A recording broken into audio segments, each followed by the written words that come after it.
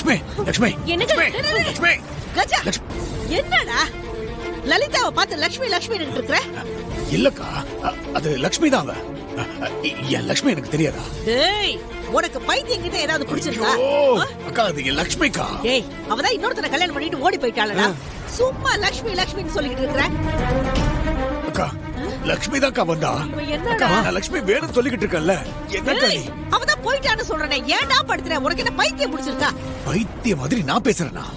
அக்கா லக்ஷ்மி வந்துட்டு போனான்னு சொல்றேன். என்னக்கா அது லக்ஷ்மி இல்லடாங்கற. லக்ஷ்மி வந்தான்னு சொல்லிக்கிட்டு இருக்கேன்ல. டேய் ஏன்டா அப்படி எல்லாம் பண்ற? என்னடா இது? பொறுமையா இருடா. லட்சுமி நிம்மதியா வாழ விட மாட்டான் போல இருக்கே. எனக்கு அதான் தோணுது பாட்டி. டேய் கஜேந்திரா என்னடா? எனக்கு லக்ஷ்மி வேணும். லக்ஷ்மி எனக்கு லக்ஷ்மி வேணும். எனக்கு என் லக்ஷ்மி வேணும். லக்ஷ்மி டேய் நான் சொன்னா கேளு. ஐயோ தயவு செஞ்சு எல்லாரும் வெளில போறீங்களா? போங்க சரி போங்க. நீ போ. அவனுக்கு என்னமோ ஆயிடுச்சு. போ. லக்ஷ்மி என்னடா இது?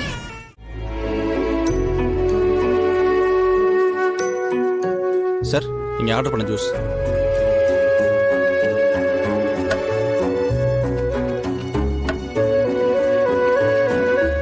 ஜூஸ் குடி.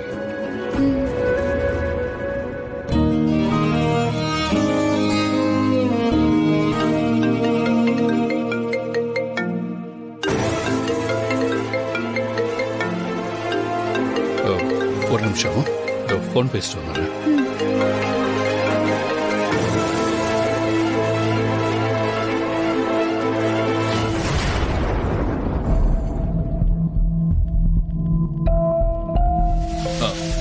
திவ்யா நான் சொல்றது கேளு.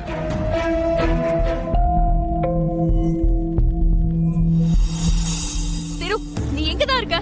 உனக்கு என்னதான் ஆச்சு? எத்தனை வாட்டி உனக்கு கால் பண்றது நாட் ரீச்சபிள் தான் வருது. என்னால நைட் எல்லாம் தூங்கவே முடியல திரு. ஏன் இப்படி பண்ற?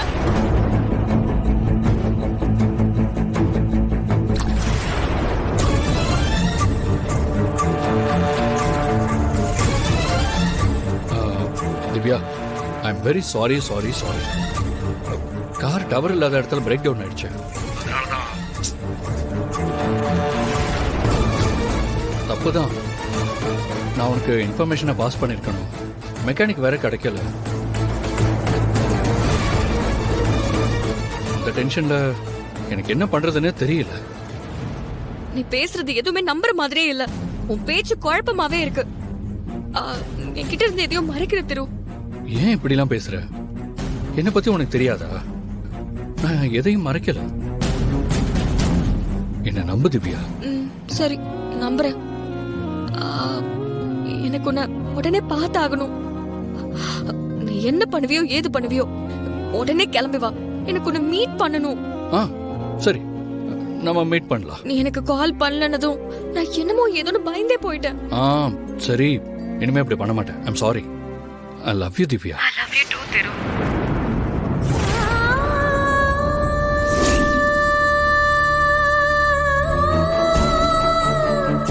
திவ்யா என்னை பத்தி உனக்கு தெரியாதா?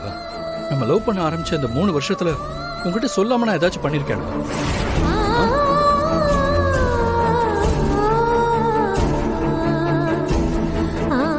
அதனாலதான் நான் அப்படி சொல்றேன். தயவு செஞ்சு புரிஞ்சுக்கோ.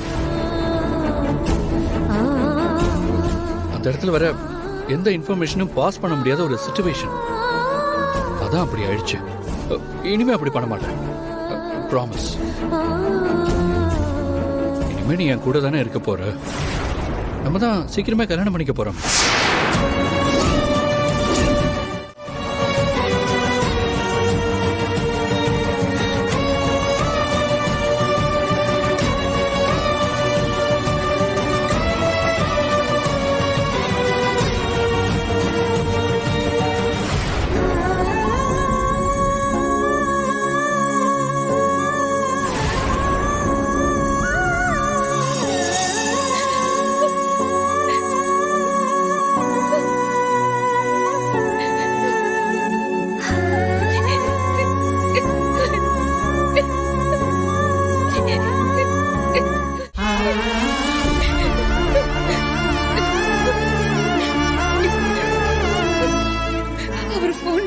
அவர் காதலிக்கிற பொண்ணு கிட்ட பேசிட்டு இருக்காரு அப்படின்னா என்னோட ராஜகுமாரனுக்கு காதலி இருக்கா?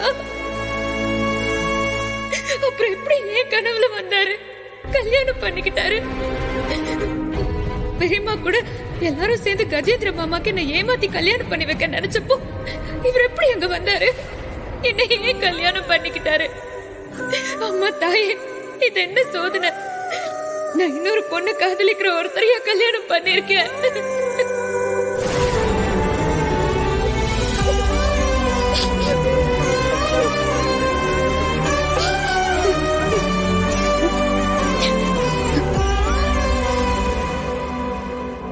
என்னங்க சொல்றீங்க? எனக்கு கல்யாணமா? அதுவும் உங்க ஒரு பொண்ணோடவா?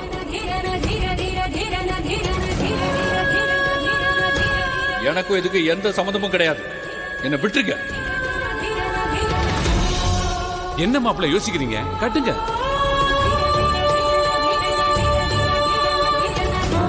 தாலி கட்ட வச்சுட்டாங்க.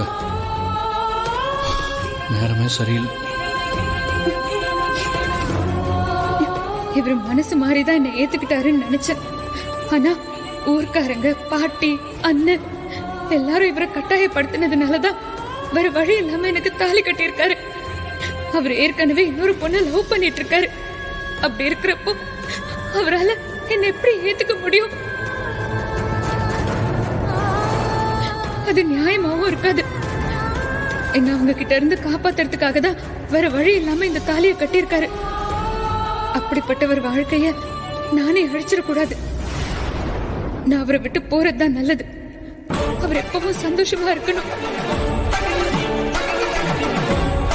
அவர் காதலிக்கிற பொண்ணோட நல்லா இருக்கட்டும். என்னால இன்னொரு பொண்ணோட ஆசை அழிஞ்சிடக்கூடாது. நான் இனி உங்க வாழ்க்கைக்கு எந்த விதத்திலயும் தொந்தரவா இருக்க மாட்டேன்.